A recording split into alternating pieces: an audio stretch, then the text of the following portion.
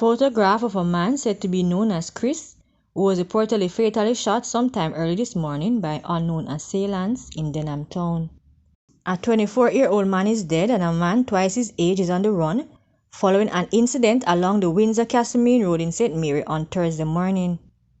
The dead man has been identified as Javon Patterson, otherwise called Jav, while on the run is 48-year-old farmer. Both men are from the Windsor Castle in Carranall, St. Mary. Information reaching Observer Online is that both men have been at odds since a fire destroyed the 48-year-old man's house earlier this year.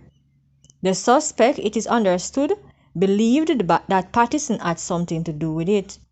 It was reported that around 5:45 a.m., the two men got into an argument during which a machete was used to inflict several wounds to the head, neck, hands, and feet of Patterson, killing him on the spot.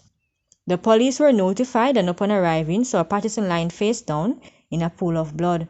He was clad in a dark blue t-shirt, blue plaid underpants and barefooted. He had a blue short pants beside him. He was taken to hospital where he was pronounced dead. The suspect fled the scene and is being sought, the police said. A bar owner is dead and one of his patrons injured following an armed robbery in Huntley, Manchester on Wednesday night. Residents named the deceased as Christopher Stultz, otherwise called Blacks or Robert.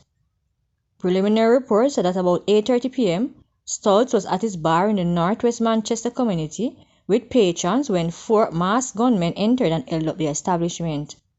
The gunmen reportedly demanded cell phones, cash, among other valuables from the patrons at the bar before shooting Stultz in his upper body multiple times. One of the patrons was also shot and wounded during the robbery.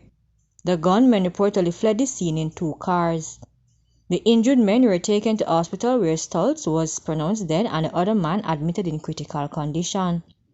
The incident resulted in a strong contingent of police and soldiers in the usually quiet community up to late Wednesday night.